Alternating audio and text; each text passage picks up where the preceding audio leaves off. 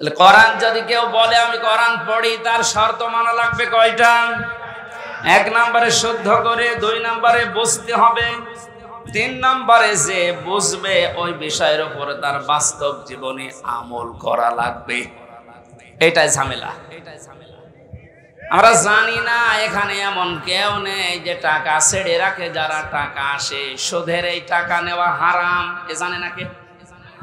হিন্দুও জানে, কথা বলেন না কেন? এটা জানার পরও আমাদের আমল আছে। বলে এই যে 1 বিঘা জমি দেয়, 1 লক্ষ টাকা নেয়, 8-10 বছর এটা চাষ করে খায়, যখন ফেরত দেয় তখন 1 লক্ষ টাকায় ফেরত দেওয়া লাগে। এই সিস্টেম আছে না দেশে? কি নাম কি? এগ্রিমেন্ট? না না, এটা জায়েজ। জায়েজ আছে খাই খালাসিটা, যেটা আপনি 1 বিঘা জমি দেবেন, 10,000 টাকা নিয়ে নেবেন, ওই খেয়ে দিয়ে তার টাকা ফেরত দেওয়া লাগবে। এই সিস্টেম আছে আছে কিন্তু কম। এখন জানে যে এটা লস হবে, এটার ভেতরে আমি নেই। হারামে আরাম বেশি নাকি? ছোট্ট একটা কথা কয়েক সেকেন্ডের ভেতরে বলছি। ওমান আরাদা আন যিকরি ফাইন্না লাহু মাঈশাতান দঙ্কা। কোরআনে কারীমের সূরা তাহার 124 নম্বর আয়াতের প্রথম অংশে আছে, আল্লাহ পাক বলেন আমার নিয়ম নীতি বাদ দিয়ে, আমার কোরআনের বিধান বাদ দিয়ে যদি কেউ উপায় করে টাকা পয়সা আসবে, চর্ম চোখে দেখবে, বহু কিছুর মালিক হচ্ছে, কিন্তু ওর জীবনের এই আয় উন্নতিতে আমি কোনো বরকত রাখবো না। তাফসীরে কাবীরের ভেতরে দঙ্কার ব্যাখ্যা লিখেছে 7টা। এখানে আলেম আছে না? দঙ্কার 1 নম্বর ব্যাখ্যা হচ্ছে পৃথিবীতে আল্লাহর নিয়ম নীতি, আল্লাহর আইন বাদ দিয়ে কেউ যদি উপায় করে, ওই টাকা পয়সা, ওই অর্থ সম্পদের ভেতর থেকে আল্লাহ বরকত তুলে নেয়। 2 নম্বরে ওই মানুষগুলো যখন মারা যাবে, এই অবৈধ সম্পদের কারণে এই মানুষটা বেঈমান হয়ে মরবে। 3 নম্বরে ওই মানুষকে আল্লাহ ওই অবৈধ সম্পদ দুনিয়াতে ভোগ করার সুযোগ দেবে না। এটা যে দেয় না তার বাস্তব প্রমাণে দেশে নেই, নাম ধরা লাগবে। কত মানুষ আজ অবৈধভাবে উল্টা পাল্টা করে কামাই করে টাকা রাখার জায়গা নেই, ফ্রিজে রাখে, বালিশের ভেতরে রাখে। এটাও হচ্ছে না, বানাচ্ছে বেগম পাড়া। আপনি ভোগ করতে পারবেন না। যদি এগুলো ভোগ করে যেতে পারেন তাহলে কোরআন মিথ্যা হয়ে যাবে। আর আপনার মতো নাফরমানের জন্য আল্লাহ কোরআন শরীফ মিথ্যা করবে। যেন দুনিয়াতে আপনাকে ওই টাকা, ওই সম্পদ ভোগ করার সুযোগ দেবে না, এর আগে আপনি পটল তুলবেন। 4 নাম্বারটা একটু ঝামেলা, এটা বাদ যাক। যারা আল্লাহর নিয়ম নীতি বাদ দিয়ে উপায় করেন সুদ, ঘুষ, মানুষের উপরে জুলুম করে, ফাঁকি দিয়ে অন্যায় ভাবে যেভাবে উপায় করছেন, আপনার মরণে দৃষ্টান্ত সৃষ্টি হবে দুনিয়ায়। পৃথিবী সাক্ষী হয়ে থাকবে আপনার মরণে। এটাও বেশি বলে ফেললাম নাকি? আপনি কি মনে করছেন সব বানালাম একটা একটা করে? না, যেগুলো বলছি সব আমি পড়িয়ে এসেছি। অবৈধ ইনকামের মানুষকে আল্লাহ দৃষ্টান্ত করে রাখে দুনিয়াতে, তার মরণকে ইতিহাস বানিয়ে রাখে। আপনি এমনি টের পেয়েছেন, আমি জানি। এই জন্য আমরা সাবধান হব। জানি সবাই এটা হারাম, কোরআন থেকে হাদিস থেকে পড়েছি, জানার পরও যে লোকটা মানে না, ওর কোরআন পড়া হয়নি। 4 নাম্বারটা, এটা সবচাইতে বড় ঝামেলা এবং কঠিন। নবীজি বলেন কেউ যদি কোরআন পড়ে এ কথা বলে, সে শুদ্ধ করে পড়বে, সে ওইটা বোঝার চেষ্টা চালাবে, নিজে মানবে, এবং এটা মানুষ যেন মানতে পারে সেই ব্যবস্থা করে দেবে। এটা ঝামেলা না? এটা যদি আজ কেউ করতে চায়, সে সবচাইতে বড় বিপদে আছে এই বাংলাদেশে। আমি কোরআন পড়ি, আমি শুদ্ধ করেই পড়ি, আমি বুঝি, এবং আমি যতটুকু বুঝি অতটুকু মানার চেষ্টা চালাচ্ছি, অসুবিধা নেই। 4 নাম্বারটা, আমি যতটুকু মানি এটা মানুষ যেন মানতে পারে, ওই ব্যবস্থা আমি করে দিতে চাই। এটা কোরআন পড়ার 4 নাম্বার শর্ত। এই কথা বলছেন না? 4 নাম্বারটা কি সহজ না কঠিন? এটা করতে গেলে আজ পদে পদে বিপদ। তাহলে এই 4টা শর্ত যারা মানে না, ওদের কোরআন পড়া হচ্ছে। জন্মের পর থেকে এটা শুনেছি, কেউ যদি কোরআনের একটা হরফ পড়ে তার নেকি হয় কয়টা? হ্যাঁ, আপনার পড়া তো আবার পড়ার মতো হওয়া লাগবে। আপনি যদি আমার ছোট মেয়ের মতো পড়েন, ওর বয়স 4 বছর, ও তো পড়ে, ওই 1 লাইন পড়তে গেলে 1 লাইনে যদি 10টা শব্দ থাকে 9টা ভুল করে, ওর পড়া হচ্ছে। আপনার পড়াও তো এরকম হয়ে যাচ্ছে। নবীজির হাদিসের প্রথম শব্দ ছিল, যে ব্যক্তি কোরআন পড়ে তার মানে 4টা শর্ত যারা দুনিয়ায় মানতে পারে ওদের পড়া হয়, আর ওদের প্রতিটি অক্ষরে 10টা করে নেকি হয়। দ্বিতীয় শব্দ ছিল ফাস্তাজহারাহু, কোরআন পড়ে শেষ করে দেয় না।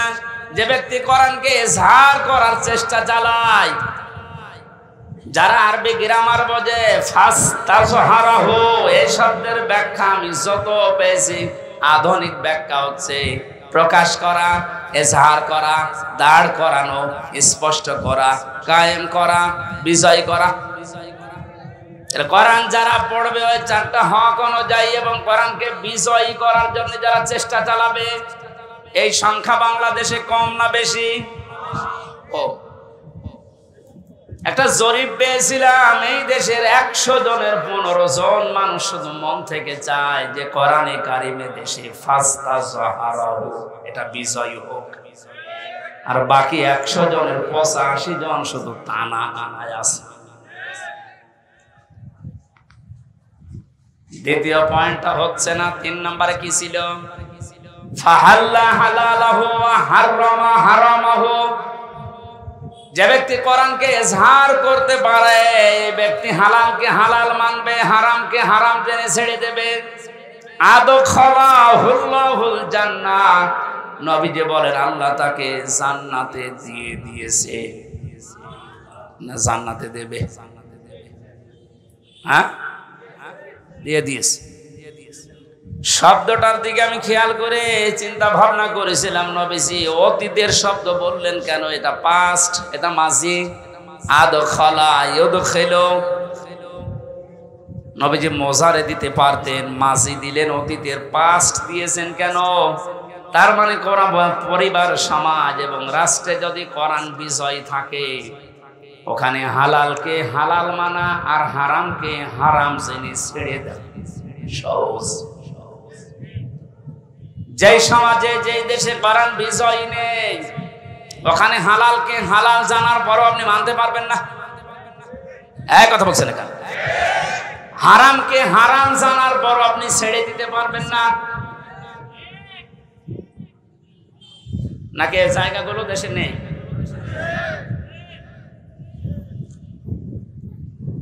এই জন্য প্রতিটি শব্দের আগে দেখবেন ফা দেওয়া আছে। মান ক্বারাল কুরআনা ফাস্তাজহারাহু ফাহাল্লা হালালাহু, সব ফা দিয়ে আরম্ভ। ফায়ের ব্যাখ্যা আছে। ফা শব্দটা আরবি গ্রামার অনুযায়ী 19টা অর্থে ব্যবহার হয়। এখানে যে ফা দিয়ে নবী যে বাক্যগুলো আরম্ভ করছেন, প্রতিটির পেছনে লুকিয়ে আছে আগেরটা যদি মানতে পারো পরের ফল দেখতে পাবে। তা আপনি কোরআন পড়ছেন কি করে? আপনি নিজে এবার টের পান 4টা শর্ত মিলছে না। কোরআনকে ইজহার করার জন্য, বিজয় করার জন্য আপনার কোনো কার্যকারী ভূমিকা নেই। তাহলে হালালকে আপনি হালাল জেনে মানবেন কি করে?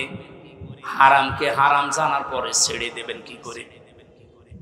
আদখালাহুল্লাহুল জান্নাত পরে, এর পরের শব্দে পেয়েছি ওয়াশাফাহু ফি আশারাতিন মিন আহলি বাইতিহি কুল্লুহুম ক্বাদ ওয়াজাবাত লাহুন নার। বিশ্বনবী বলেন, সত্যি যদি আল্লাহ রাব্বুল আলামিনের হারামকে হারাম জানার পরে তুমি ছেড়ে দিতে পারো, হালালকে হালাল জেনে আঁকড়িয়ে ধরতে পারো, আল্লাহ তোমাকে শুধু জান্নাতে দেবে না, তোমার সুপারিশে পরিবারের 10 জন মানুষকে জান্নাতে দিয়ে দেবে। যাদের উপরে জাহান্নাম অবধারিত হয়ে গিয়েছিল। তাহলে যে কোরআন শুনতে এসেছে আপনি বুঝলেন এর মর্যাদা কোথায়। আল্লাহ পাকে হাদিসটা আমাদের প্র্যাকটিক্যাল লাইফে সেট করার তৌফিক দেন, বলেন আমিন। দরুদ আর সালাম পড়ছে আমাদের নবী মুহাম্মদুর রাসূলুল্লাহ সাল্লাল্লাহু আলাইহি ওয়াসাল্লামের প্রতি। মহান আল্লাহ তার যে সমস্ত নাম আছে এই নামগুলো দুনিয়াতে কয়েকটা নবীর নামের শেষে দিয়েছে। তার ভেতরে আমাদের নবীকে আল্লাহ দিয়েছেন রাউফুর রহিম, খুলুকিন আযীম। ইব্রাহিম নবী আলাইহিস সালামকে ইসমাইল নবীকে দিয়েছিলেন গোলামিন হালিম, আমার সহনশীল বান্দা। ইসহাক নবীকে ডাক দিয়েছিলেন গোলামিন আলিম, আমার জ্ঞানী বান্দা। আর মুহাম্মদুর রাসূলুল্লাহকে দিয়েছেন খুলুকিন আযীম, আমার মহান বান্দা। এত বড় চরিত্র আমার নবী মুহাম্মদুর রাসূলুল্লাহকে আমি দিয়েছি, কিয়ামত পর্যন্ত মানুষ শুধু অনুসরণ করে যাবে, এর কুল কিনারা খুঁজে পাবে না, বলেন সুবহানাল্লাহ। সেই নবীর আদর্শ আজ আমাদের সামনে পড়ে আছে। জন্ম থেকে মৃত্যু পর্যন্ত তাকে বাদ দিয়ে আপনি কাকে আদর্শ মেনে চলেন? আপনার বিবেককে প্রশ্ন করেন। আল্লাহর ঘোষণা দেওয়া একটা আদর্শ আছে দুনিয়ায়, কয়টা? বলেন বলেন। আল্লাহ নিজে ঘোষণা দিয়েছেন যে এই আদর্শটা মেনে চলো। ইয়াসিন ওয়াল কুরআনিল হাকিম। ইয়া মানে হে, সিন মানে সাজ্জেদ। আল্লাহ পাক জানাতে চেয়েছেন হে নেতা, দুনিয়াতে আল্লাহর ঘোষণা দেওয়া নেতা আদর্শ মাত্র একটা, তার নাম মুহাম্মদুর রাসূলুল্লাহ। আল্লাহ রাব্বুল আলামিন পুরা কোরআনে নবীকে 7টা নামে বিশেষভাবে ডাক দিয়েছেন। তার ভেতরে ইয়াসিন, তাহা, মুহাম্মদ, আহমদ, আব্দুন, মুজাম্মিল, মুদাসসির। বগুড়াবাসী বিবেক যদি থাকে আজকে কাজে লাগাবেন। আল্লাহর ঘোষণা দেওয়া নেতা আদর্শ যার নাম তিনি জানিয়েছেন মুহাম্মদুর রাসূলুল্লাহ, সেটা বাদ দিয়ে যদি পৃথিবীর কাউকে আপনি অনুসরণ করেন, অনুকরণ করে চলেন, আপনি মরতে দেরি, জাহান্নামে যেতে দেরি হবে না। এইটা আমি বানালাম না, এটা আমি বানিয়েছি। ইমাম বুখারী রাহমাতুল্লাহ আলাইহি বুখারী শরীফ লেখার আগে একটা কিতাব লিখেছেন আল আদাবুল মুফরাদ। এখানে একটা হাদিস তিনি এনেছেন, 6 প্রকার মানুষকে আল্লাহ বিনা বিচারে, বিনা হিসাবে, কোনো হিসাবও নেবে না, বিচারও করবে না, মরণের পরে তাদেরকে আল্লাহ জাহান্নামে পাঠিয়ে দেবে। তার 3 নাম্বারেই তারা দুনিয়াতে যাদের আদর্শ মুহাম্মদ রাসূলুল্লাহ ছিল না। এই হাদিসটার কোরআনের সূরা ইয়াসিনের ইয়াসিন এদের ব্যাখ্যা তাফসীর পড়ার পরে আমার বড় ভয় হচ্ছে। এই পৃথিবীতে হাজারো মানুষ মুহাম্মদ রাসূলুল্লাহর আদর্শ না মানার কারণে জাহান্নামে যাচ্ছে। আল্লাহ তুমি আমাদেরকে বাঁচাও, বলেন আমিন। আমি এটা বলে আপনার ক্ষতি করে ফেললাম? হ্যাঁ, আপনি তো ধরা খাবেন। চোখ বন্ধ হওয়ার পরে আপনি এখনই ধরা খাবেন। নবীজির একটা কথা 100 ভাগের 1 ভাগও মিথ্যা নেই। যাদের আদর্শ এখনো ঠিক হয়নি, মুহাম্মদুর রাসূলুল্লাহ বাদ দিয়ে অন্য কাউকে যারা মেনে চলছেন, এখনই তওবা করে পরিবর্তন হবেন। নয়তো আপনার কোনো হিসাব নেই, বিচার নেই, আপনি মরে গেলেই বিনা হিসাবে, বিনা বিচারে জাহান্নামী। আল্লাহ তুমি আমাকে সহ যারাই আমরা এসেছি এটা বুঝে মানার তৌফিক এখনই দান করো। আরো জোরে বলেন। কোরআনে কারিমের 6666 আয়াতের মাত্র একটা আয়াত পড়েছি, সূরা তাওবা 119 নাম্বার আয়াত। আমরা তেলাওয়াত কিন্তু আয়াত তাফসীর আকারে কথা বলবো ইনশাআল্লাহ। আল্লাহ যেন তৌফিক দেন। আউযু বিল্লাহি মিনাশ শাইতানির রাজীম। বিসমিল্লাহির রহমানির রহিম।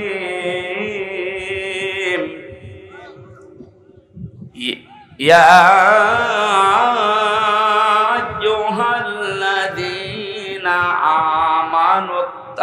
ইত্তাকুল্লাহা ওয়া কুনু মা'আস সাদিকিন। আল্লাহর ঘোষণা, ও হে ঈমানদারেরা, আল্লাহ কোন বেঈমানকে ডাক দিয়েছেন এখানে? তাহলে যদি কোনো বেঈমান থাকেন আপনি চলে যান, কারণ এই আয়াত আপনার জন্য না, আপনার জন্য আলাদা আয়াত আছে। বেঈমানের জন্য আল্লাহর ডাক ছিল ইয়া আইয়ুহাল্লাযীনা কাফারু, হে কাফেরেরা, হে বেঈমানেরা। এখানে কোন কাফের আছে? আমরা সব ঈমানদার। আমরা কি? এখন আমার ভেতরে ঈমান আছে কিনা এটা পরীক্ষা করার থার্মোমিটার আছে। সাহাবী প্রশ্ন করলেন, হে নবী, আমার ভেতরে ঈমান আছে কিনা আমি কিভাবে বুঝতে পারবো, কিভাবে টের পাবো? আমি তো নামাজ আদায় করি, রোজা রাখি, কাবা শরীফ তাওয়াফ করি। আল্লাহর নবী বলেন, যত দুইটা কাজ তোমার ভেতরে দেখতে পাও, ইজা সাররাতকা হাসানাতুকা ওয়া সাআতকা সাজ্জিয়াতুকা, যখন কোনো ভালো কাজ, সমাজ উন্নয়নমূলক কাজ, আল্লাহর পক্ষের, রাসূলের পক্ষের, দ্বীনের পক্ষের কোনো কাজ হয়, ওইটা দেখে যখন তোমার ভালো লাগে, আনন্দ লাগে, আর যখন তোমার অন্যায় কাজ দেখলে কষ্ট লাগে, তখন বুঝবে তোমার ঈমান আছে। বগুড়াবাসী, হাদিসটার সামনে রেখে বলেন তো, বাংলাদেশে ভালো কাজ সবার কাছে ভালো লাগে? না, অন্যায় কাজ সবার কাছে খারাপ লাগে। আপনি নিজেই নিজেকে পরিমাপ করতে পারবেন আসলে আপনার ঈমান আছে কিনা। এখন যদি মনে করেন কি আমি শেরপুর মসজিদের সভাপতি, আমার ঈমান নেই, মানে আপনি তো শেরপুরের সভাপতি, আর আবু সাহেব ছিল কাবা শরীফের সভাপতি, তার হিসাবে আপনার কোনো খবর আছে? শেরপুর বাংলাদেশে কয়জন চেনে? আর কাবা শরীফ সেই জায়গার সভাপতি হয়েও বেঈমান ও জাহান্নামে গেছে, আর আপনি শেরপুরের সভাপতি হয়ে বগল বাজাচ্ছেন যে আমার ঈমান নেই। মানে ভালো কাজ যার কাছে আনন্দ লাগে না, অন্যায় দেখলে যার কাছে কষ্ট লাগে না, সে যেই হোক ওটা বেঈমান। ঈমান আছে কিনা হামজারে জিজ্ঞাসা করা লাগবে, আপনি নিজে টের পাচ্ছেন। সুতরাং ঈমান যাদের আছে, হাদিস অনুযায়ী আল্লাহ পাক তাদেরকে ডাক দিলেন, হে ঈমানদারেরা। আমি আয়াতের তাফসীর পড়তে গিয়ে পেয়েছি 89 জায়গায় আল্লাহ পাক এই শব্দটা কোরআনে দিয়েছেন। আর যখনই ঈমানদারকে তিনি ডাক দেন, তখন তার কুদরতি হাত এভাবে উঁচা করে ডাকেন, ইয়া আইয়ুহাল্লাযীনা আমানু। জোরে বলেন আল্লাহু আকবার। 89 জায়গায় আল্লাহ ডাক দিয়েছেন, তার ভেতরে এইটা একটা, ইত্তাকুল্লাহ, আমি আল্লাহকে ভয় করো, কুনু মা'আস সাদিকিন, আর সত্যবাদী যারা তাদের সঙ্গে থাকো। এই আয়াতের নির্দেশ দুইটা। কয়টা? আল্লাহকে ভয় করো, সত্যবাদী যারা আছে তাদের সাথে থাকো। বোঝা হয়ে গেছে না? আল্লাহুম্মা আমিন। না মানে আপনি বলছেন বোঝা হয়ে গেছে। এবার আসেন তো এই দুইটা শব্দের ব্যাখ্যায় যায়। কোন আয়াত থেকে যদি কেউ তাফসীর শুনতে চায়, করতে চায়, তাফসীরে মাজহারি আল্লামা সানাউল্লাহ পানিপতি রহমতুল্লাহ আলাইহি লিখেছেন, কেউ যদি কোরআনে কারিমের কোন আয়াত থেকে কথা শুনতে চায়, কমপক্ষে 5টা বিষয় থেকে তাকে আগে কথা শোনা লাগবে। 1 নম্বরে শুদ্ধ তেলাওয়াত, যেটা করলাম।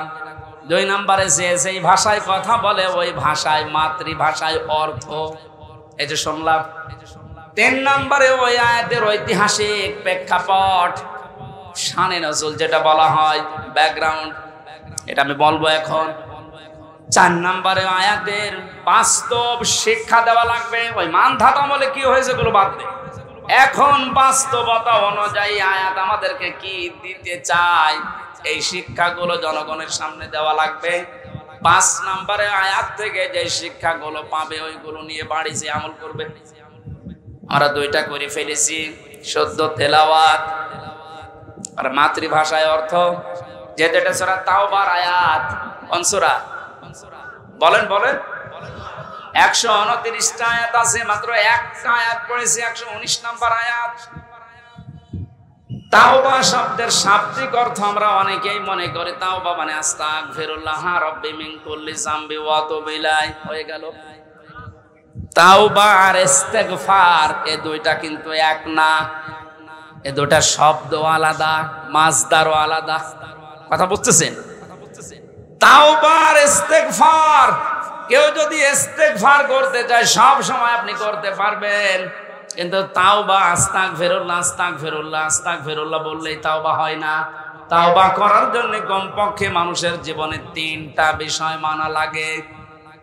ইস্তেগফার আর তাওবার ভেতরে পার্থক্য এই, কোন মানুষ যদি তাওবা করে ওর পেছনের অপরাধগুলো শুধু আল্লাহ মাফ করে দেয় না, ওই পোড়া জায়গাটা আল্লাহ নেকি দিয়ে ভরাট করে দেন। এখানে যারা এসেছি আজকে আমরা শুধু ইস্তেগফার না, তাওবা করার মতো তাওবা করে বাড়ি যাব। পেছনের অপরাধগুলো শুধু যেন মাফ হয়ে না যায়, ওই জায়গাটা যেন আল্লাহ নেকি দিয়ে ভরাট করে দেয়। বলেন আমিন। 1 নম্বরে যদি তাওবা কেউ করতে চায় তাকে বলা লাগবে আল্লাহ আমি অপরাধী, আমি। এই স্বীকৃতিটা এই পৃথিবীতে মানুষ দিতে চায় না। দেখবেন এই দেশে হাতে নাতে ধরা পড়ার পর অস্বীকার করে না, না তদন্ত করা লাগবে।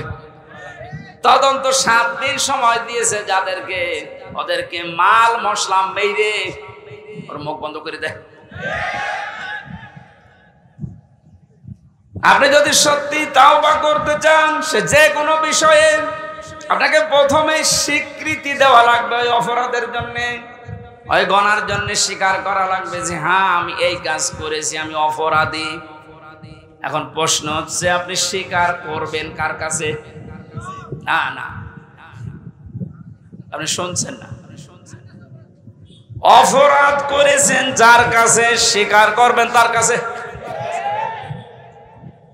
আপনি বিনা কারণে আমার মুখের উপর একটা থাপ্পড় দিলেন আর কাবা শরীফের গিলাফ ধরে বলছেন আস্তাগফিরুল্লাহ, হে আল্লাহ আমারে মাফ করে দাও, কিয়ামতের আগে মাফ পাবেন না। কারণ আপনি তো আল্লাহর গালে থাপ্পড় দেননি, দিয়েছেন আমার গালে।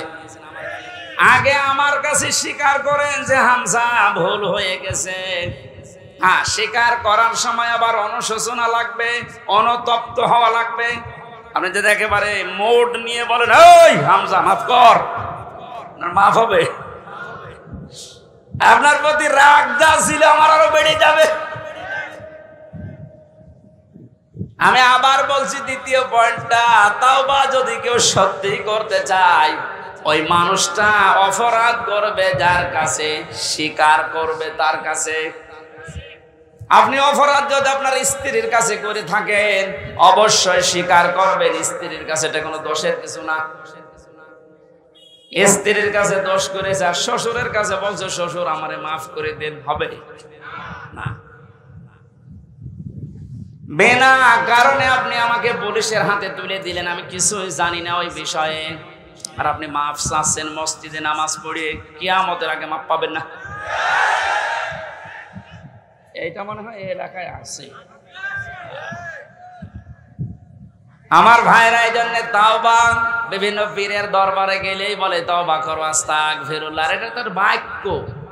শর্ত আপনাকে মানা লাগবে, স্বীকৃতি দেওয়া লাগবে যে আল্লাহ আমি অপরাধী, অপরাধ করেছেন যার কাছে, স্বীকার করবেন তার কাছে। 2 নম্বরে অনুতপ্ত হয়ে অনুশোচনা নিয়ে। 3 নম্বরে জীবনে এই কাজ আমি আর কোনোদিন করব না, জীবনের মতো ফিরে আসলাম।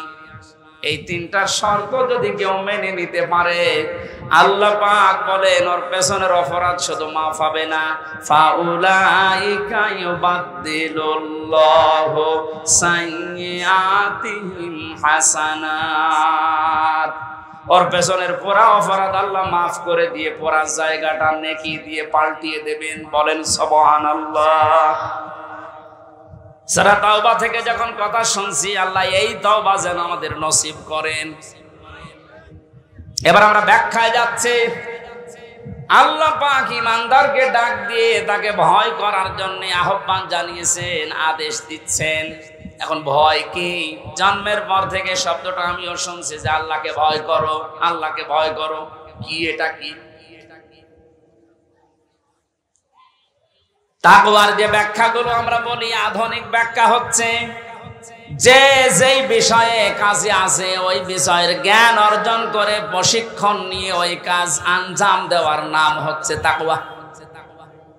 আমি আবার বলছি, যে যেই কর্মজীবনে আছেন, যে যেই জায়গাটা দখল করে আছেন, ওই বিষয়ের উপরে জ্ঞান অর্জন করে দক্ষতা প্রশিক্ষণ নিয়ে ওই কাজে আঞ্জাম দেওয়ার নাম হচ্ছে তাকওয়া। না হয়নি? আমি আবার বলছি, তাকওয়া মানেই শুধু আমার মতো জুব্বা গায়ে দিয়ে বড় পাগড়ি গলায় নিয়ে হাতে তসবিহ নিয়ে শুধু সুবহানাল্লাহ সুবহানাল্লাহ বলা না। তাকওয়া মানে যে যেখানে আছেন ওই জায়গায় ওই জায়গার জ্ঞান অর্জন করে দক্ষতা প্রশিক্ষণ নিয়ে দক্ষতা অর্জন করে ওই কাজ আঞ্জাম দেওয়ার নাম তাকওয়া। এটা যদি আজ বাংলাদেশে থাকতো আমরা অনেক উপরে চলে যেতাম। অধিকাংশ মানুষকে এমন দায়িত্ব পালন করতে দেখা যায় ও বিষয়ে কোনোদিনের পড়াশোনা নেই, দক্ষতা নেই, প্রশিক্ষণ নেই, আন্দাজে ওই কাজে হাত দিয়ে তার 12টা বাজায় আরো বেশি। নিচে নামা লাগবে? ঠিক আছে।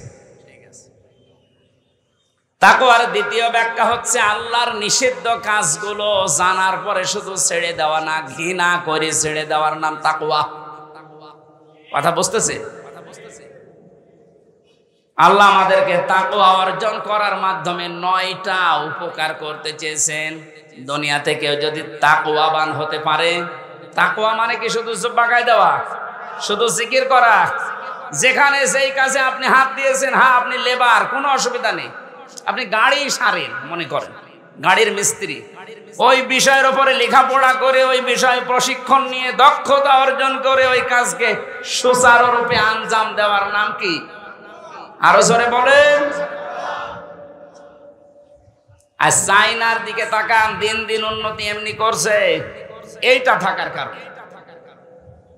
ওরা যে যে বিষয়ের উপরে দক্ষতা অর্জন করে লেখাপড়া, আমি জেলে যখন ছিলাম 3টা বছর, কয়েকজন চাইনিজ আমার সাথে ছিল। ওরা কি টাকা পয়সার ঝামেলার কারণে ধরা পড়েছিল আর দিয়েছে আমার পাশের রুমে। ভাষা তো বুঝতাম না, কিন্তু কর্মদক্ষতা, ওদের যে কাজ কারবার ভেতরে এত বুদ্ধি, জীবনে কোনোদিন কল্পনাও আসে না যে এই পানির বোতল দিয়ে এই কাজ করা যায়। ও ছাতা ওইটা করে দেখাচ্ছে। তো এই বিষয়ের উপর ওদের লেখাপড়া আছে, কর্মদক্ষতা আছে এবং প্রশিক্ষণ নিয়েছে, এই জন্য দিন দিন ওরা উপরে উঠতেছে। আজ আমরা ওদের মতো যদি তাকওয়াটা বুঝতাম আর বাস্তবে কাজে লাগাতাম, আমার মনে হয় যে ষড়যন্ত্র কয়েকদিন আগে প্রধানমন্ত্রী শেখ হাসিনা যে আশঙ্কা করেছে বাংলাদেশ নিয়ে, পার্বত্য চট্টগ্রামের কয়েকটা জেলা, মায়ানমারের কিছু অংশ আর ইন্ডিয়ার কিছু অংশ নিয়ে সাদা চামড়ার যারা আছে তারা কিন্তু গোপন আন্দোলন চালাচ্ছে। এটা একটা স্বাধীন খ্রিস্টান রাষ্ট্র ঘোষণা দেবে। প্রধানমন্ত্রী 14 দলের সাথে গোপন বৈঠক করে যে কয়েকটা কথা শেষের দিকে জানিয়েছে, তার ভেতরে এটা ওনারে আশঙ্কা যদি সত্যি হয়, আপনি চর্মচোখে দেখবেন এদের ভাগ হয়ে সুদানের মতো, দক্ষিণ সুদান, পূর্ব তৈমুরের মতো খ্রিস্টান একটা স্বাধীন রাষ্ট্র এই এলাকায় চলছে। এটা খুব ভালো সংবাদ নাকি? আমাদের কর্মদক্ষতা, তাকওয়ার এই ব্যাখ্যা যেটা আধুনিক ভাবে করা দরকার, এটা আমাদের করা দরকার। আল্লাহ আমাদেরকে ওই পর্যায়ে যাওয়ার তৌফিক দেন, বলেন আমিন। যে যে বিষয়ে আপনার ছেলেটা, আপনার মেয়েটা যে বিষয়ে অভিজ্ঞতা ছোটকাল থেকে দেখবেন যেদিকে মন আছে, ওই বিষয়ে আপনি তাকে তুলে দিন। সবাইকে আলেম হওয়া লাগবে, সবাইকে ইঞ্জিনিয়ার হওয়া লাগবে না। যে যে বিষয়ের দিকে যেতে চায়, ধাবিত হতে চায়, ভালোবাসে, ওই বিষয়ে যেন জ্ঞান অর্জন করার জন্য রাস্তা পায়, তাকে ব্যবস্থা করে দেন। ও কর্মদক্ষতা অর্জন করে ও প্রশিক্ষণ নিয়ে ওই কাজকে সুচারুরূপে আঞ্জাম দিতে থাকলে দুনিয়া এবং আখিরাত দুইটাই আমাদের জন্য সফল হবে ইনশাআল্লাহ। আমি যে 9টা উপকারের কথা বলতে যাচ্ছিলাম, যেহেতু আর 10 যা কারেন্ট চলে গেল, আমি তো মনে করছিলাম এখনো 10 মিনিট থাকবে। জেনারেটর আছে? এই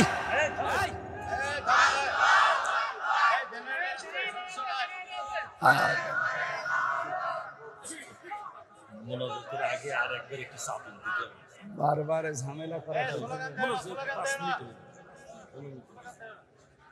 বলছে, কিন্তু একবার এতক্ষণ সময় নিলেন আবার। সুবহানাল্লাহ আলহামদুলিল্লাহ লা ইলাহা ইল্লাল্লাহ সুবহানাল্লাহ আলহামদুলিল্লাহ লা ইলাহা ইল্লাল্লাহ লা ইলাহা ইল্লাল্লাহ মুহাম্মাদুর রাসূলুল্লাহ আল্লাহুম্মা সাল্লি আলা সাইয়্যিদিনা মাওলানা মুহাম্মাদ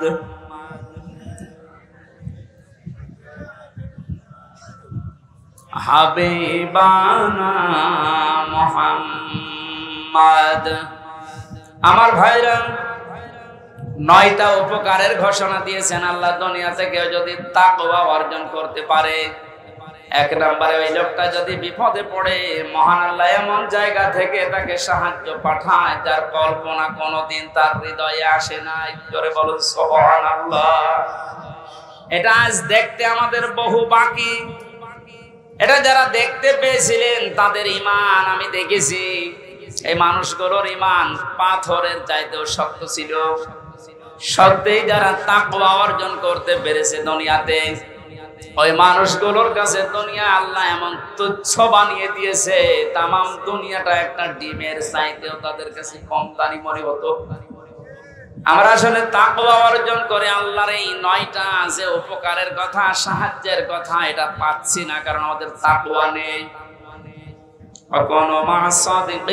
তোমরা সত্যবাদী যারা, সত্যপন্থী যারা, তাদের সঙ্গে থাকবে। সত্যবাদী কারা? এই দেশে একটা ভুল ধারণা চালু আছে। কিছু কিছু দৃশ্য দেখলে আমরা মনে করি এগুলো সত্যপন্থী, এগুলোই হক্কান, এগুলোই হক্কানি। অনেকে নিজেকে দাবিও করছে যে আমরা হক্কানি দরবারের লোক। কোরআনে কারিমে সূরা তাওবার 119 নম্বর আয়াতের শেষের অংশের ব্যাখ্যা আল্লাহ দুনিয়ায় কারো কাছে ছেড়ে দেয়নি যে 2 বেলা জিকির করলে সেই লোকটা সত্যবাদী, 5 ওয়াক্ত নামাজ পড়লে সেই লোকটা সত্যবাদী, বছরে একবার হজ করে আসলে সেই লোকটা সত্যবাদী না। আল্লাহ পাক বলেন সত্যবাদী হওয়ার জন্য 10টা গুণ দুনিয়াতে তোর ভেতরে থাকা লাগবে। কয়টা? আরো জোরে বলেন। বগুড়াবাসী, আপনি এখন থেকে আমি সহ প্রত্যেকেই মিলাবো আল্লাহর বর্ণনা অনুযায়ী 10টা গুণ আমার ভেতরে আছে কিনা। আল্লাহ ব্যাখ্যা দিচ্ছেন সূরা বাকারার 177 নম্বর আয়াতে, লাইসাল বিররা আন তুওয়াল্লু ওয়াজুহাকুম কিবালাল মাশরিকি ওয়াল মাগরিবি ওয়ালাকিন্নাল বিররা মান আমানা বিল্লাহ। আল্লাহ পাক বলেন শুধু পূর্ব দিকে পশ্চিম দিকে মুখ ঘুরিয়ে সিজদা দিলেই নেকি না। আসল নেকির কাজ হচ্ছে আল্লাহর প্রতি ঈমান আনা। কার প্রতি? প্রশ্ন আসতে পারে, হুজুর আমার ঈমান আছে, আমি আল্লাহকে বিশ্বাস করি না। কেউ যদি আল্লাহকে বিশ্বাস করে কথা বলতে চায়, কমপক্ষে 4টা বিষয় দুনিয়াতে তার ভেতরে পাওয়া যাবে। আপনি এবার মিলান তো আপনার ভেতরে আছে কিনা। ওই যে কায়দায় পড়িয়েছিল হুজুররা ছোটবেলায়, মাওলানা কায়দায় পড়িয়েছে আমাদেরকে, আমানতু বিল্লাহি কামা হুয়া বিআসমাইহি ওয়া সিফাতিহি আকাবিলতু জামিআ আহকামিহি ওয়া আরকানি। পড়াননি?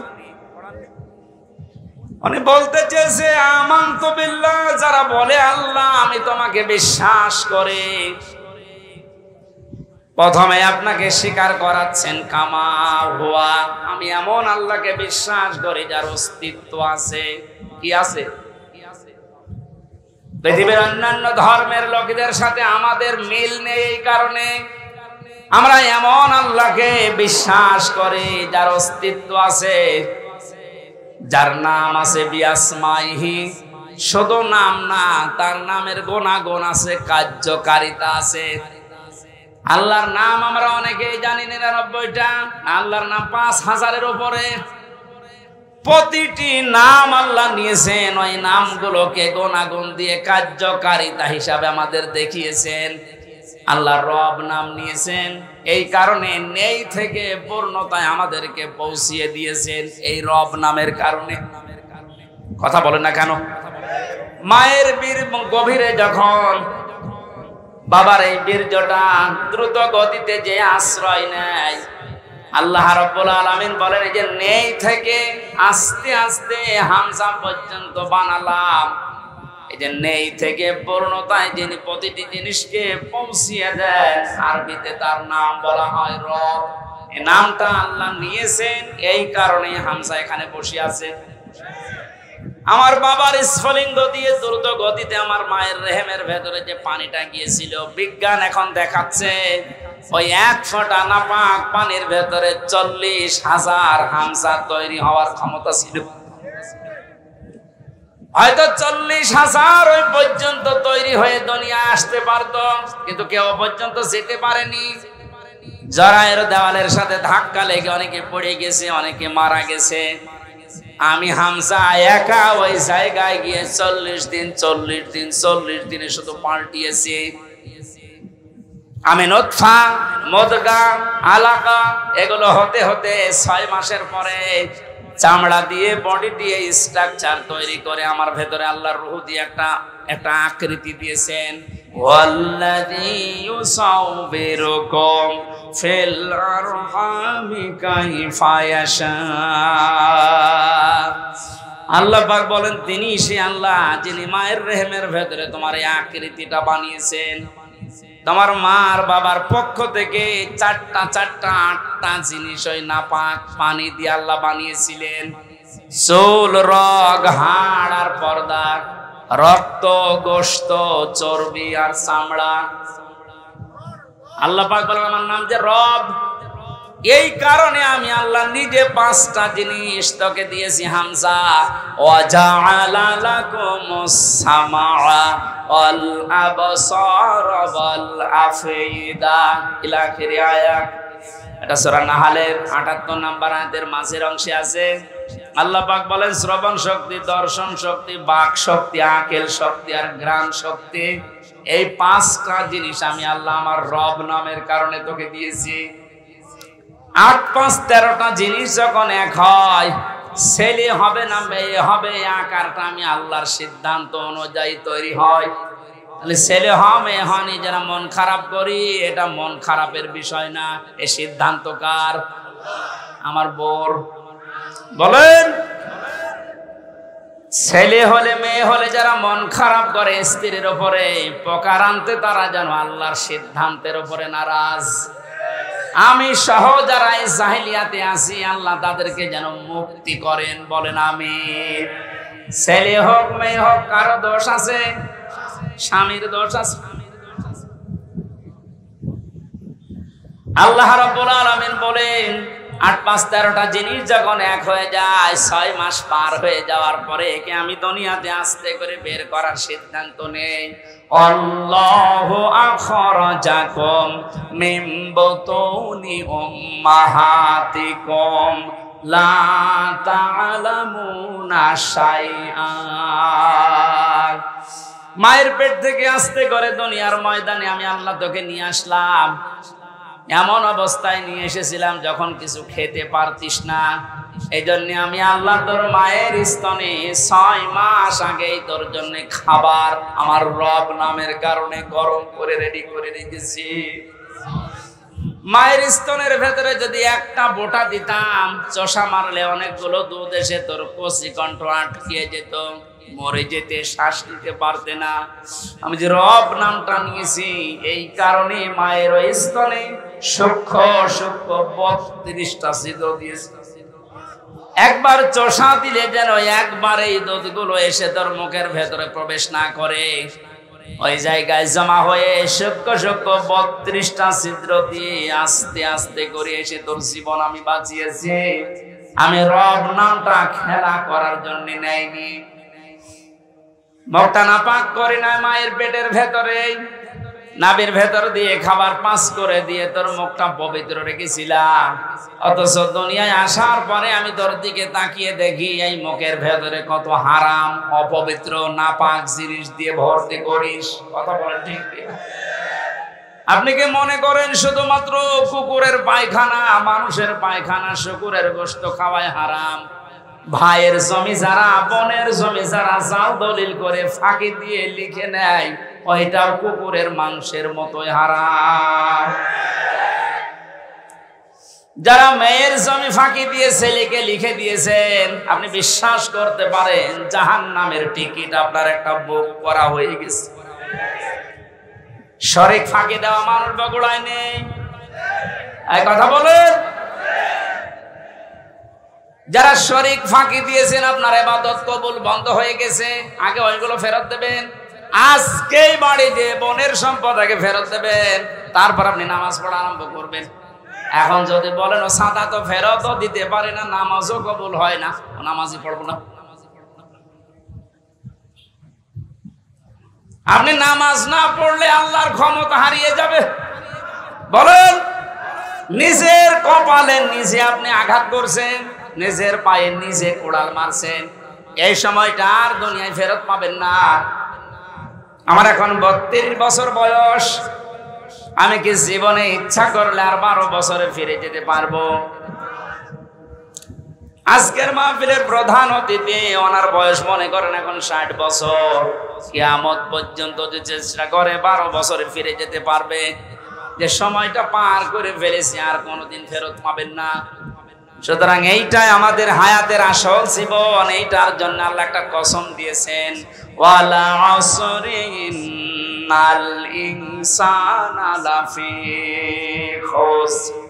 আল্লাহ বলেন তোর হায়াতের কসম, তোর হায়াতের কসম, সময়ের কসম, সাবধান, জীবনটা হেলায় খেলায় নষ্ট করে ধ্বংস করে দিও না।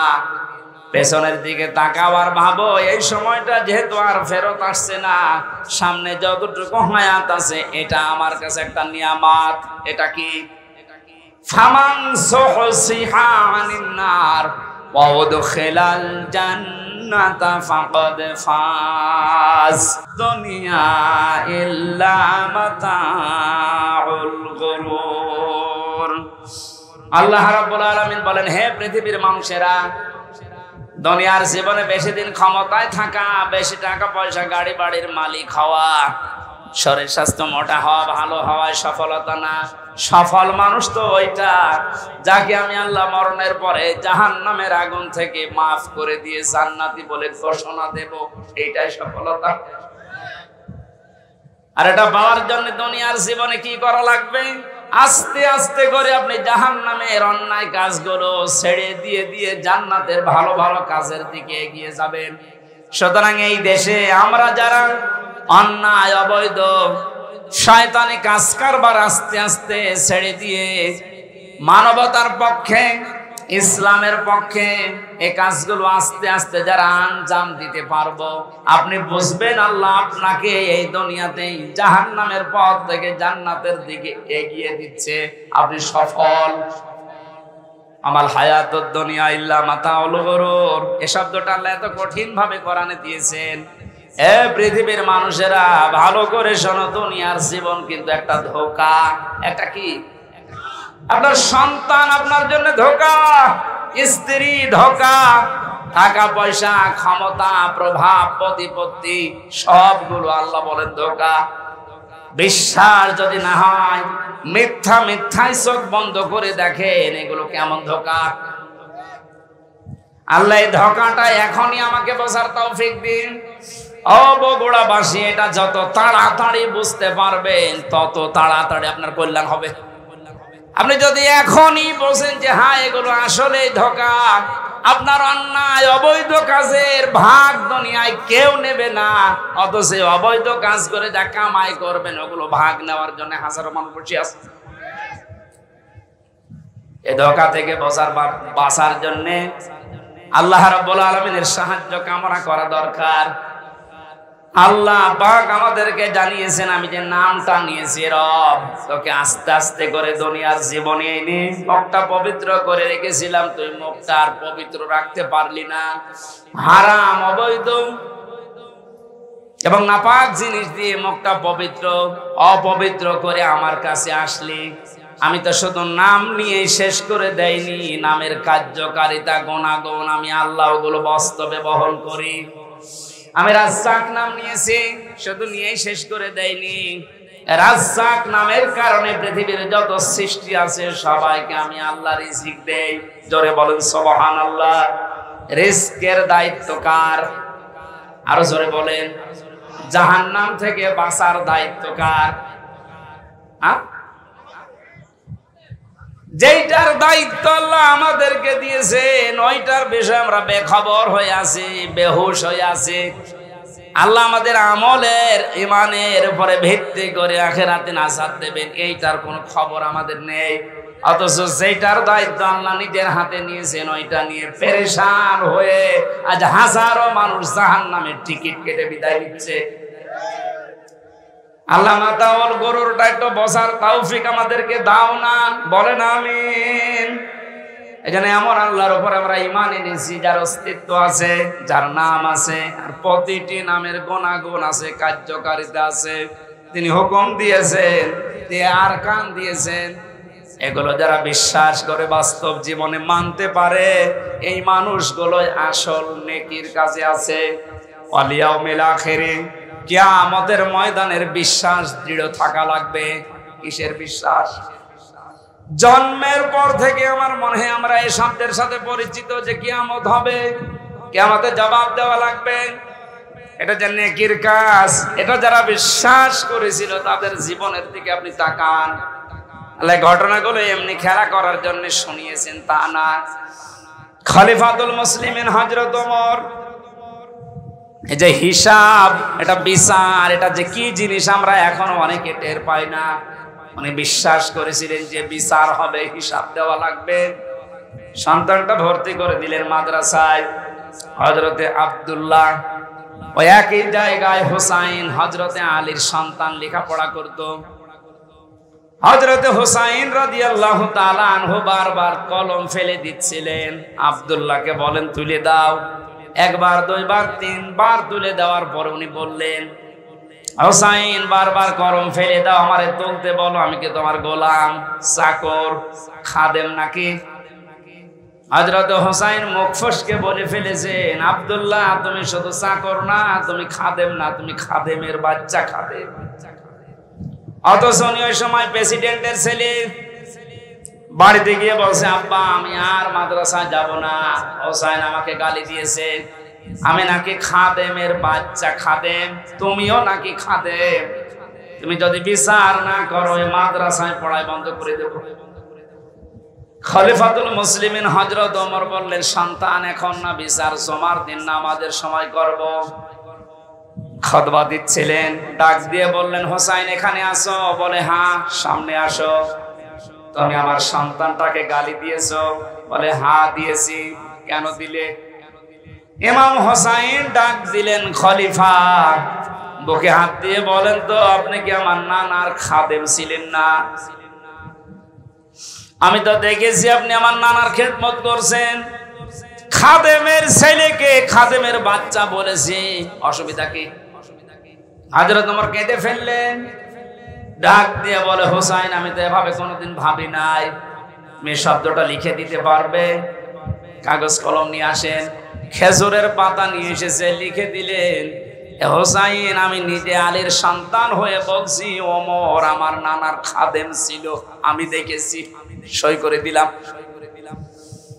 হযরতে ওমর রাদিয়াল্লাহু তাআলা আনহু কাগজটা হাতে নিয়ে জমা খেলেন। সাহাবীদেরকে বললেন, নবীর সাহাবীরা বিচার হয়ে গেছে। হযরত আব্দুল্লাহ তো ছোট মানুষ, বলে আব্বা তুমি তো বিচার শুরুই করলে না, কি করে হয়ে গেল?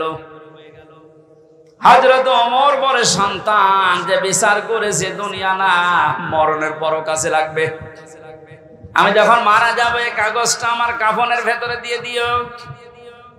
কিয়ামতের ওই কঠিন ময়দানে মহান আল্লাহ যখন আমার জীবনের হিসাব আরম্ভ করবে, কিছুই যদি কবুল না হয় এই কাগজটা আল্লাহকে দেখাতে পারবো। রব্বুল আলামিন তোমার নবীর নাতি লিখে দিয়েছে আমি নাকি নবীর খাদেম ছিলাম, এ বছরে আমার আজকে মাফ করে দাও। তাছাড়া জবাব দেওয়ার মতো কোনো কাজ কোনো আমল আমার হাতে নেই, অথচ তাদের জীবনের যে নেকির কাজের বর্ণনা হাদিসে পাওয়া যায়। নবীজি বলেন আকাশের তারকাকেও যদি গণনা করে একদিন শেষ করে ফেলতে পারবে, কিন্তু অমর মুসলমান হওয়ার পরে যে নেকির কাজ করেছিল কোনদিন কেউ গণনা করে শেষ করতে পারবে না। এই মানুষটা যদি কিয়ামতে জবাব দেওয়া লাগবে এই টেন্ডেন্সিতে এত ভয়ে থাকে, এত টেনশনে থাকে, আমাদের অবস্থান কোথায়? নেকির কাজ শুধু পশ্চিম দিকে মুখ করে নামাজ পড়লে হয় না, আল্লাহর প্রতি ঈমান আনা, কিয়ামতে জবাব দেওয়া লাগবে আল্লাহর সামনে দাঁড়িয়ে, এই বিশ্বাস দৃঢ় করা, এটা নেকির কাজের মূল। এটা যতদিন পর্যন্ত আমাদের দেশের 1628 জন মানুষের ভেতরে বদ্ধবল না হবে, এই দেশটা ততদিন দুর্নীতি মুক্ত হবে না। আল মালায়েকাতে ফেরেশতাদের বিশ্বাস করা, আল কিতাবে কিতাবে বিশ্বাস করা, আন নবিয়্যিন নবীদেরকে বিশ্বাস করা, ওয়া তাল মালা আলা হুব্বিহি দাবিল কুরবা, আল্লাহর মহব্বতে নিজের সম্পদ চাহিদা থাকার পরও যারা নিকট আত্মীয় স্বজনের জন্য ব্যয় করে। ও বাংলার জনগণ, এই গুণটা আজ বাংলাদেশে কার ভেতরে আছে আপনি তাকান। নিজের প্রয়োজন থাকার পরেও নিজের সম্পদ যারা নিজের নিকট আত্মীয়, এতিম মিসকিন অসহায় বন্যাগ্রস্ত মানুষদের পাশে যারা দাঁড়ায়, এই মানুষগুলো আল্লাহর ভাষায় সত্যবাদী, এরাই মুত্তাকি। মুত্তাকি সত্যবাদী খোঁজার জন্য আমেরিকায় যাওয়া, সৌদি আরবে যাওয়া দরকার নেই। এই 10টা গুণ যে বলছি একটা একটা করে আপনি মিলান। দুনিয়ায় যারা নামাজ কায়েম করার জন্য চেষ্টা চালায়, সম্পদ থাকলে যারা যাকাত দিয়ে দেয়, যারা ধৈর্য ধারণ করে বিপদে আপদে মুসিবতে, দুনিয়ায় কোনো বিষয়ে যদি একবার ওয়াদা দিয়ে ফেলে জীবন চলে গেলেও তারা ওয়াদা রক্ষা করে। উলাইকাল্লাযীনা সাদাকু ওয়া উলাইকা হুমুল মুত্তাকুন। কোরআনে কারিমের সূরা বাকারার 177 নম্বর আয়াতের শেষে আল্লাহ জানিয়েছেন এরাই ঈমানের দাবিতে সত্যবাদী, আর এরাই হচ্ছে আমি আল্লাহর নিকটে মুত্তাকি। জোরে বলেন সুবহানাল্লাহ। আল্লাহ কোরআনের এই আয়াতগুলো আমাদের জীবনে সেট করার তৌফিক দিন, বলেন আমিন। এই কেউ দাঁড়াবেন না, আরে এত উঁচু উঁচু করে দেন কেন? পেছনে মানুষ দেখতে পায় না? নিচু নিচু করে লাগাবেন এখন থেকে, আগামীতে নিচু নিচু করে, পেছনে মানুষের জন্য ডিস্টার্ব না। কেউ কথা বলবে না ভাই। এতক্ষণ যারা আলোচনা রাখলেন, চুয়াডাঙ্গা থেকে আগত মাওলানা হোসাইন আহমেদ মাহফুজ, আপনাদের এলাকার এক সন্তান কথা বলেছেন, আরামদের কথাগুলো আমল করার তৌফিক কামনা করছি, বলেন আমিন। এ বগুড়া নাটোর এলাকায় আসলে কোরআনের মহব্বতে যে মানুষগুলো এগিয়ে আসে, আমার বিশ্ববিদ্যালয় কুষ্টিয়ার শ্রদ্ধাভাজন বড় ভাই, আপনাদের এ পাশের জেলা নাটোরের সন্তান আলহাজ মাওলানা বজলুর রশিদ মিয়া সাহেবের ছোট জামাতা মাওলানা আব্দুল বারী রশিদি ভাই, তার হায়াতে তাজ্জেবা সিহাতে কলিয়া কামনা করছি। উপস্থিত আছেন এলাকার সন্তান মাওলানা রেজাউল করিম ফারুকি ভাই সহ নামনা জানা অন্যান্য ওলামা ইকরাম, সম্মানিত উপস্থাপক ভাই, সামনে বসা মুসলমান ভাইরা, পর্দার আড়ালের সম্মানিতা মা এবং বোনেরা, প্রশাসনের ভাইরা, প্রাণ প্রিয় বগুড়াবাসী, দল মত নির্বিশেষে কোরআনের অনুষ্ঠানে আখিরাতের পুঁজি তৈরি করার জন্য যারা এসেছি, বলেন আলহামদুলিল্লাহ। বিশ্বনবী জানিয়েছেন কোরআনে কারিমের জন্য যে সময়টুকু মানুষ দুনিয়ায় ব্যয় করবে, মরণের পরে ওই সময়ের ওই সম্পদের হিসাব আল্লাহ নেবেন না। হাদিস অনুযায়ী আমরা যদি আমল করতে পারি, আমাদের জীবন, আমাদের সম্পদ, দুনিয়াতে যতটুকু পেয়েছি এটা যেন কোরআনের পেছনে ব্যয় হয়। বিশ্বনবী বলেন, মান ক্বারাআল কুরআনা ফাস্তাযহারাহু ফাহাল্লা হালালাহু ওয়া হাররামা হারামাহু আদখালাহুল্লাহুল জান্নাহ ওয়া শাফাআহু ফি আশারাতিন মিন আহলি বাইতিহি কুল্লুহুম ক্বাদ ওয়াজাবাত লাহুন নার। ইবনে মাজাহ শরীফের হাদিস। অনেক আলেম এখানে বসে আছে, শব্দের দিকে খেয়াল করেন। আল্লাহ পাক বলেন, বিশ্বনবী মুহাম্মদ রাসূলুল্লাহ আমাদেরকে জানিয়েছেন, এটা মান ক্বারাআল কুরআনা, যে ব্যক্তি আল্লাহর এই কোরআন পড়ে। কোরআন পড়া বলতে আমরা চারটা বিষয় বুঝি। শুদ্ধ করে পড়া, এর মর্ম মানে বোঝা, এর উপর নিজের জীবনকে সেট করা, আর এইটা মানুষকে মানার মতো পরিবেশ তৈরি করে দেওয়া। কোরআন পড়া বলতে কয়টা বিষয় পেলাম? আপনি এবার মিলান তো, আপনি আসলে কোরআন পড়েন কিনা। মাহফিলের সভাপতি, প্রধান অতিথি সহ যারা এসেছি, যদি জিজ্ঞাসা করেন কোরআন পড়েন, এক বাক্যে আমরা বলবো হ্যাঁ আমরা কোরআন পড়ি। ক্বারা শব্দটার ব্যাখ্যা, নবীজি বলেন পড়া কোরআনে তিনটা শব্দ আল্লাহ দিয়েছেন, কোরআন পড়ো। এই ব্যাপারে কয়টা? এটা ক্লাস চলছে এখন, জবাব দেবেন ছাত্রের মতো। এটা স্কুল এবং কলেজ না। এখানে যারা আছেন অন্তত শিক্ষিত মানুষগুলো ছাত্রের মতো জবাব দেবে। ক্বারা, রাতালা, তালাওয়া, তিনটা শব্দ আছে কোরআন পড়ার ব্যাপারে। তিনটার ব্যাখ্যা হচ্ছে, কেউ যদি কোনো বিষয় পড়তে চায় সেজন্য শুদ্ধ করে পড়ে। কি করে? অশুদ্ধ পড়লে অর্থ পাল্টিয়ে যাবে। এখানে অনেক মানুষ এমন বসে আছে, নামাজে দাঁড়ালে পড়ে ইযা জাআ নাসরুল্লাহি ওয়াল ফাত। হয়েছে? হয়। এখানে সোয়াদ আছে, নাসর মানে সাহায্য, আর নুন সিন র নাসর মানে ঈগল পাখি। আপনি যদি মুখটা গোল করে শুদ্ধ করে উচ্চারণ না করেন, অর্থ আকাশ পাতাল পাল্টিয়ে যাবে। আল্লাহ পাক বলেন ইযা জাআ নাসরুল্লাহি ওয়াল ফাত, হে নবী আল্লাহর সাহায্য যখন আসবে আপনি তখন বিজয় দেখতে পাবেন। যদি মুখটা গোল না করে সিন দিয়ে উচ্চারণ করেন, অর্থ হয়ে যাচ্ছে হে নবী যখন শকুন আসবে, ঈগল পাখি আসবে, তখন আপনি বিজয় পাবেন। হয়েছে? এজন্য শুধু কোরআন শরীফ না, দুনিয়ার যে কোনো বিষয় কেউ যদি পড়তে চায়, এর হক আদায় করে সঠিকভাবে চারটা বিষয় তাকে মানা লাগবে। এক নম্বরে ওটা পড়া লাগবে শুদ্ধ করে। কি করে? এটা তো আমি বানালাম নাকি? কোরআনে কারীম জানিয়েছে ওয়ারাত্তিলিল কুরআনা তারতিলা, হে নবী আপনি কোরআন পড়বেন শুদ্ধ করে, স্পষ্টভাবে, থিমে থিমে। তাহলে প্রধান অতিথি সহ যারা এখানে আছেন, নবীজির এই হাদিসের প্রথম অংশটা আমরা একটু মিলাই আমাদের জীবনে।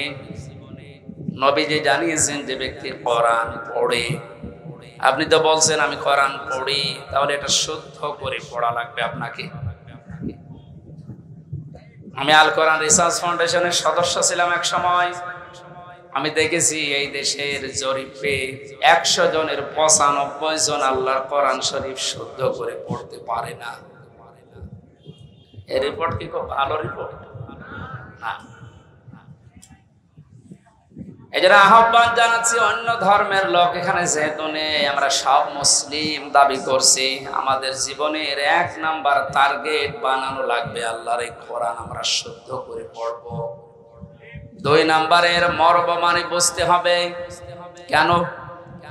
কোরআনে কারীম জানিয়েছে ওয়াইদা সামিউ মা উনজিলা ইলার রাসূলি তারা আ'য়ুনাহুম তাফিদু মিনাত তামি'i মিম্মা আরাফু মিনাল হক ইলা আখির আয়া। সূরা মায়েদা 7 নম্বর পারার প্রথম নম্বর পৃষ্ঠার প্রথম নম্বর লাইনের 83 নম্বর আয়াতের প্রথম অংশে আছে। এটা তাফসিরে ইবনে কাসিরে পাবেন। আল্লাহ পাক বলেন, হে নবী, আপনি যখন আমার বান্দাদের সামনে কোরআন পড়বেন, যারা এর মর্ম মানেগুলো অনুধাবন করতে পারে, বুঝতে পারে যে আমি কি বলতে চাই, আপনি দেখবেন তাদের চোখ দিয়ে মনের অজান্তে পানি পড়ছে। কোরআনের আলোচনায় সবার চোখে পানি আসবে না, এটা বোঝার মতো যোগ্যতা আপনার থাকা লাগবে। এই জন্য কোরআন যদি কেউ হক আদায় করে পড়তে চায়, মাস্ট বি তাকে এটা বোঝার চেষ্টা চালাতে হবে। চারবার আল্লাহ এই ঘোষণা আমাদেরকে কোরআনে শোনাচ্ছেন, ওয়ালাকাদ ইয়াসসারনাল কুরআনা লিযিকরি ফাহাল মিন মুদ্দাকির। অবশ্যই আমার এই কোরআনকে আমি বোঝার জন্য, পড়ার জন্য, এটা মানার জন্য সহজ করে দিয়েছি। কেউ কি আসো এখান থেকে শিক্ষা নেওয়ার জন্য? ও বগুড়াবাসী, আমরা আজকে থেকে আল্লাহর এই আফসোস আর থাকতে দেব না। যতদিন জীবন আছে কোরআন বুঝে মরার চেষ্টা করব ইনশাআল্লাহ। 3 নম্বরে শুধু না, এটা আমাদের বোঝার চেষ্টা চালাতে হবে। কিচ্ছু লাগবে না, আপনি খেয়ে ফেলেন, নষ্ট হবে। আমার কাছে কিচ্ছু দেবেন না আর এখানে কথা বলবেন। হ্যাঁ, আবার কারে চা দিচ্ছেন আপনি? পেছনে যে কয়জন আছে দিয়ে শেষ করে দিন, তাড়াতাড়ি করুন। একটা ক্লাস চলছে আর উনি চা খাচ্ছে। সবাইকে চা দিন, তাড়াতাড়ি করুন। ডিস্টার্ব করলে কিন্তু বসাতে পারবেন। এটাকে আমি আর কি মারছি? ক্লাস চলে বিশ্ববিদ্যালয়ে, আমরা দেখি 40 থেকে 45 মিনিট। আমরা 1 ঘন্টা ক্লাস যদি নেই, 1 ঘন্টা ক্লাস নিলে কমপক্ষে 20 ঘন্টা পড়া লাগে। এটাতে আর কি মারা ক্লাস চলছে নাকি? এক ছাত্র এসে স্যারের কাছে বলছে, স্যার হয় ছুটি দেন নাই আমি গেলাম। ছুটি দেন নাই আমি গেলাম মানে যাই। তোর রোল নাম্বার কত? 82। 82 মানে ক্লাসে ছেলে মেয়ে কয়টা? 82টা। 82টা ছেলে মেয়ে, রোল নাম্বার কত? খুব ভালো ছাত্র, ওর জীবনে কোনো এম আছে, কোনো উদ্দেশ্য আছে, শুধু আসে, এটা আনন্দ ভর্তি করে চলে যায়। আপনার কি ওই রকম ছাত্র নাকি? আজকে যখন এসেছেন এই প্রচন্ড গরমে কষ্ট স্বীকার করে, অন্তত 1টা ঘন্টায় যেন কিছু বাড়ি নিয়ে আমল করার জন্য যেতে পারে। আমি যে শব্দগুলো বোঝাচ্ছি খুব কঠিন কঠিন শব্দ, এতদিন আপনি শোনেননি। কোরআন পড়ার ব্যাপারে কয়টা শব্দ আছে আপনি জানতেন না? তাহলে কোরআন যদি কেউ বলে আমি কোরআন পড়ি, তার শর্ত মানা লাগবে কয়টা? 1 নম্বরে শুদ্ধ করে, 2 নম্বরে বুঝতে হবে, 3 নম্বরে যে বুঝবে ওই বিষয়ের উপরে তার বাস্তব জীবনে আমল করা লাগবে। এটাই ঝামেলা। আমরা জানি না এখানে এমন কেউ নেই যে টাকা ছেড়ে রাখে। যারা টাকা আসে, সুদের এই টাকা নেওয়া হারাম, এ জানে না কে? হিন্দুও জানে, কথা বলেন না কেন? এটা জানার পরও আমাদের আমল আছে। বলে এই যে 1 বিঘা জমি দেয়, 1 লক্ষ টাকা নেয়, 8-10 বছর এটা চাষ করে খায়, যখন ফেরত দেয় তখন 1 লক্ষ টাকায় ফেরত দেওয়া লাগে। এই সিস্টেম আছে না দেশে? কি নাম কি? এগ্রিমেন্ট? না না, এটা জায়েজ। জায়েজ আছে খাই খালাসিটা, যেটা আপনি 1 বিঘা জমি দেবেন, 10,000 টাকা নিয়ে নেবেন, ওই খেয়ে দিয়ে 100,000 টাকা ফেরত দেওয়া লাগে। এই সিস্টেম আছে? আছে, কিন্তু এখন জানে যে এটা লস হবে, এটার ভেতরে আমি নেই। হারামে আরাম বেশি নাকি? ছোট্ট একটা কথা কয়েক সেকেন্ডের ভেতরে বলছি। ওমান আরাদা আন যিকরি ফাইন্না লাহু মাঈশাতান দঙ্কা। কোরআনে কারীমের সূরা তাহার 124 নম্বর আয়াতের প্রথম অংশে আছে, আল্লাহ পাক বলেন, আমার নিয়ম নীতি বাদ দিয়ে, আমার কোরআনের বিধান বাদ দিয়ে যদি কেউ উপায় করে, টাকা পয়সা আসবে, চর্ম চোখে দেখবে, বহু কিছুর মালিক হচ্ছে, কিন্তু ওর জীবনের এই আয় উন্নতিতে আমি কোনো বরকত রাখবো না। তাফসীরে কাবীরের ভেতরে দংকার ব্যাখ্যা লিখেছে 7টা। এখানে আলেম আছে না? দংকার 1 নম্বর ব্যাখ্যা হচ্ছে পৃথিবীতে আল্লাহর নিয়ম নীতি, আল্লাহর আইন বাদ দিয়ে কেউ যদি উপায় করে, ওই টাকা পয়সা, ওই অর্থ সম্পদের ভেতর থেকে আল্লাহ বরকত তুলে নেয়। 2 নম্বরে ওই মানুষগুলো যখন মারা যাবে, এই অবৈধ সম্পদের কারণে এই মানুষটা বেঈমান হয়ে মরবে। 3 নম্বরে ওই মানুষকে আল্লাহ ওই অবৈধ সম্পদ দুনিয়াতে ভোগ করার সুযোগ দেবে না। এটা যে দেয় না তার বাস্তব প্রমাণে দেশে নেই, নাম ধরা লাগবে।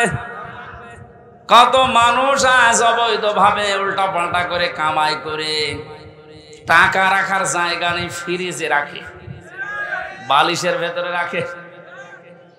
এটাও হচ্ছে না, বানাচ্ছে বেগম পাড়া। আপনি ভোগ করতে পারবেন না। যদি এগুলো ভোগ করে যেতে পারেন তাহলে কোরআন মিথ্যা হয়ে যাবে। আর আপনার মতো নাফরমানের জন্য আল্লাহ কোরআন শরীফ মিথ্যা করবে। যেন দুনিয়াতে আপনাকে ওই টাকা ওই সম্পদ ভোগ করার সুযোগ দেবে না, এর আগে আপনি পটল তুলবেন। 4 নাম্বারটা একটু ঝামেলা, এটা বাদ যাক।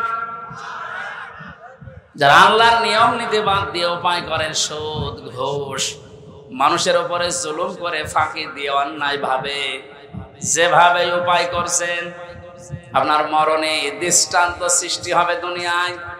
পৃথিবী সাক্ষী হয়ে থাকবে আপনার মরণে। এটাও বেশি বলে ফেললাম নাকি? আপনি কি মনে করছেন সব বানালাম একটা একটা করে? না, যেগুলো বলছি সব আমি পড়িয়ে এসেছি। অবৈধ ইনকামের মানুষকে আল্লাহ দৃষ্টান্ত করে রাখে দুনিয়াতে, তার মরণকে ইতিহাস বানিয়ে রাখে। আপনি এমনি টের পেয়েছেন, আমি জানি। এই জন্য আমরা সাবধান হব।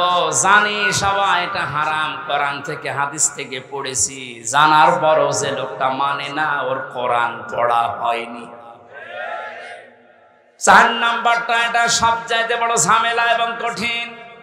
নবীজি বলেন কেউ যদি কোরআন পড়ে এ কথা বলে, সে শুদ্ধ করে পড়বে, সে ওইটা বোঝার চেষ্টা চালাবে, নিজে মানবে এবং এটা মানুষ যেন মানতে পারে সেই ব্যবস্থা করে দেবে। এটা ঝামেলা না? এটা যদি আজ কেউ করতে চায়, সে সবচাইতে বড় বিপদে আছে এই বাংলাদেশে। আমি কোরআন পড়ি, আমি শুদ্ধ করেই পড়ি, আমি বুঝি এবং আমি যতটুকু বুঝি অতটুকু মানার চেষ্টা চালাচ্ছি, অসুবিধা নেই। 4 নাম্বারটা, আমি যতটুকু মানি এটা মানুষ যেন মানতে পারে, ওই ব্যবস্থা আমি করে দিতে চাই। এটা কোরআন পড়ার 4 নাম্বার শর্ত। এই কথা বলছেন? 4 নাম্বারটা কি সহজ না কঠিন? এটা করতে গেলে আজ পদে পদে বিপদ। তাহলে 4টা শর্ত যারা মানে না, ওদের কোরআন পড়া হচ্ছে। জন্মের পর থেকে এটা শুনেছি, কেউ যদি কোরআনের একটা হরফ পড়ে তার নেকি হয় কয়টা? হ্যাঁ, আপনার পড়া তো আবার পড়ার মতো হওয়া লাগবে। আপনি যদি আমার ছোট মেয়ের মতো পড়েন,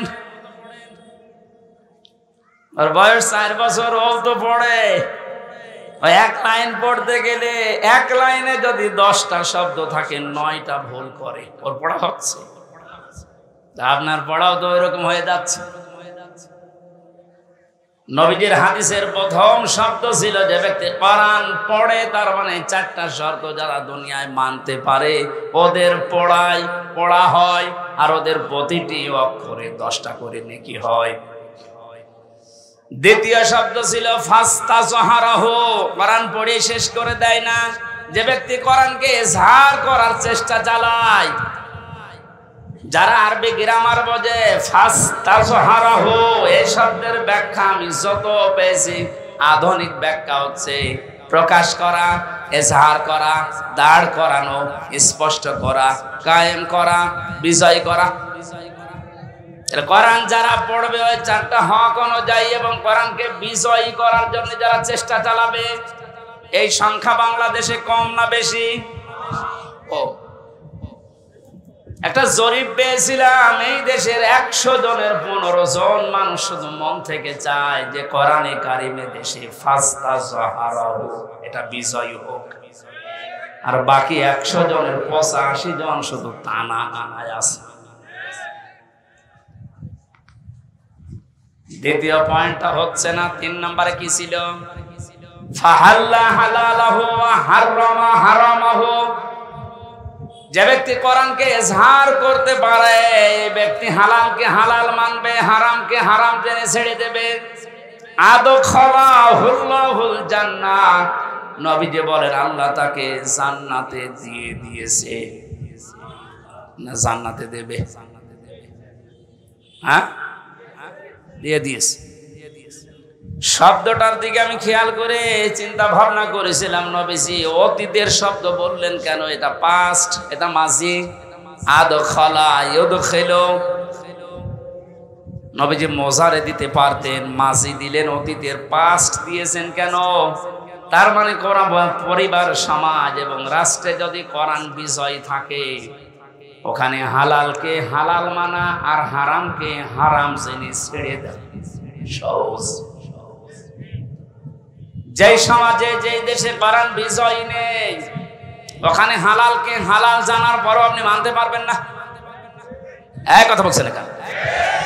হারামকে হারাম জানার পরও আপনি ছেড়ে দিতে পারবেন না। নাকি এই জায়গাগুলো দেশে নেই?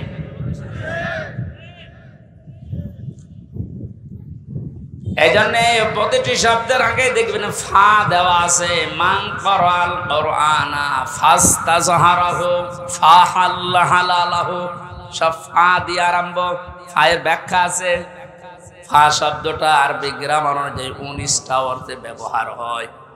এখানে যে ফা দিয়ে নবী যে বাক্যগুলো আরম্ভ করছেন, প্রতিটির পেছনে লুকিয়ে আছে আগেরটা যদি মানতে পারো পরের ফল দেখতে পাবে।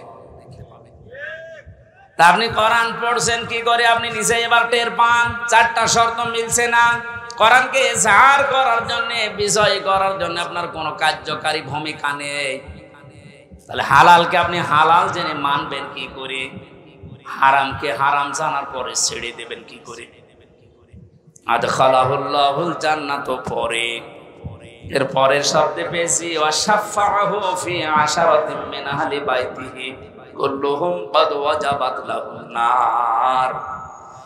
বিশ্বনবী বলেন, সত্যি যদি আল্লাহ রাব্বুল আলামিনের হারামকে হারাম জানার পরে তুমি ছেড়ে দিতে পারো, হালালকে হালাল জেনে আঁকড়িয়ে ধরতে পারো, আল্লাহ তোমাকে শুধু জান্নাতে দেবে না, তোমার সুপারিশে পরিবারের 10 জন মানুষকে জান্নাতে দিয়ে দেবে। যাদের উপরে জাহান্নাম অবধারিত হয়ে গিয়েছিল, তাহলে যে কোরআন শুনতে এসেছে আপনি বুঝলেন এর মর্যাদা কোথায়। আল্লাহ পাকে হাদিসটা আমাদের প্র্যাকটিক্যাল লাইফে সেট করার তৌফিক দেন, বলেন আমিন। দরুদ আর সালাম পড়ছে আমাদের নবী মুহাম্মদুর রাসূলুল্লাহ সাল্লাল্লাহু আলাইহি ওয়াসাল্লামের প্রতি। মহান আল্লাহ তার যে সমস্ত নাম আছে, এই নামগুলো দুনিয়াতে কয়েকটা নবীর নামের শেষে দিয়েছে। তার ভেতরে আমাদের নবীকে আল্লাহ দিয়েছেন রাউফুর রহিম, খুলুকিন আযীম। ইব্রাহিম নবী আলাইহিস সালামকে ইসমাইল নবীকে দিয়েছিলেন গোলামিন হালিম, আমার সহনশীল বান্দা। ইসহাক নবীকে ডাক দিয়েছিলেন গোলামিন আলিম, আমার জ্ঞানী বান্দা। আর মুহাম্মদুর রাসূলুল্লাহকে দিয়েছেন খুলুকিন আযীম, আমার মহান বান্দা। এত বড় চরিত্র আমার নবী মুহাম্মদুর রাসূলুল্লাহকে আমি দিয়েছি, কিয়ামত পর্যন্ত মানুষ শুধু অনুসরণ করে যাবে, এর কুল কিনারা খুঁজে পাবে না। বলেন সুবহানাল্লাহ। সেই নবীর আদর্শ আজ আমাদের সামনে পড়ে আছে। জন্ম থেকে মৃত্যু পর্যন্ত তাকে বাদ দিয়ে আপনি কাকে আদর্শ মেনে চলেন? আপনার বিবেককে প্রশ্ন করেন। আল্লাহর ঘোষণা দেওয়া একটা আদর্শ আছে দুনিয়ায়, কয়টা? বলেন বলেন। আল্লাহ নিজে ঘোষণা দিয়েছেন যে এই আদর্শটা মেনে চলো। ইয়াসিন ওয়াল কুরআনিল হাকীম। ইয়া মানে হে, সিন মানে সাজ্জেদ, আল্লাহ পাক জানাতে চেয়েছেন, হে নেতা, দুনিয়াতে আল্লাহর ঘোষণা দেওয়া নেতা আদর্শ মাত্র একটা, তার নাম মুহাম্মদুর রাসূলুল্লাহ। আল্লাহ রাব্বুল আলামিন পুরা কোরআনে নবীকে 7টা নামে বিশেষভাবে ডাক দিয়েছেন। তার ভেতরে ইয়াসিন, তাহা, মুহাম্মদ, আহমদ, আব্দুন, মুজাম্মিল, মুদাসসির। বগুড়াবাসী, বিবেক যদি থাকে আজকে কাজে লাগাবেন। আল্লাহর ঘোষণা দেওয়া নেতা আদর্শ যার নাম তিনি জানিয়েছেন মুহাম্মদুর রাসূলুল্লাহ, সেটা বাদ দিয়ে যদি পৃথিবীর কাউকে আপনি অনুসরণ করেন, অনুকরণ করে চলেন, আপনি মরতে দেরি, জাহান্নামে যেতে দেরি হবে না। এইটা আমি বানালাম না, এটা আমি বানাইছি। ইমাম বুখারী রাহমাতুল্লাহ আলাইহি বুখারী শরীফ লেখার আগে একটা কিতাব লিখেছেন, আল আদাবুল মুফরাদ। এখানে একটা হাদিস তিনি এনেছেন, 6 প্রকার মানুষকে আল্লাহ বিনা বিচারে, বিনা হিসাবে, কোনো হিসাবও নেবে না, বিচারও করবে না, মরণের পরে তাদেরকে আল্লাহ জাহান্নামে পাঠিয়ে দেবে। তার 3 নাম্বারেই তারা দুনিয়াতে যাদের আদর্শ মুহাম্মদ রাসূলুল্লাহ ছিল না। এই হাদিসটার কোরআনের সূরা ইয়াসিনের ইয়াসিন এদের ব্যাখ্যা তাফসীর পড়ার পরে আমার বড় ভয় হচ্ছে, এ পৃথিবীতে হাজারো মানুষ মুহাম্মদ রাসূলুল্লাহর আদর্শ না মানার কারণে জাহান্নামে যাচ্ছে। আল্লাহ তুমি আমাদেরকে বাঁচাও, বলেন আমিন। আমি এটা বলে আপনার ক্ষতি করে ফেললাম? হ্যাঁ, আপনি তো ধরা খাবেন। চোখ বন্ধ হওয়ার পরে আপনি এখনই ধরা খাবেন। নবীজির একটা কথা 100 ভাগের 1 ভাগও মিথ্যা নেই। যাদের আদর্শ এখনো ঠিক হয়নি, মুহাম্মদ রাসূলুল্লাহ বাদ দিয়ে অন্য কাউকে যারা মেনে চলছেন, এখনই তওবা করে পরিবর্তন হবে। নয়তো আপনার কোনো হিসাব নেই, বিচার নেই, আপনি মরে গেলেই বিনা হিসাবে, বিনা বিচারে জাহান্নামী।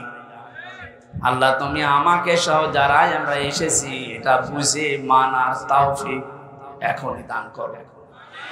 আরো জোরে বলেন।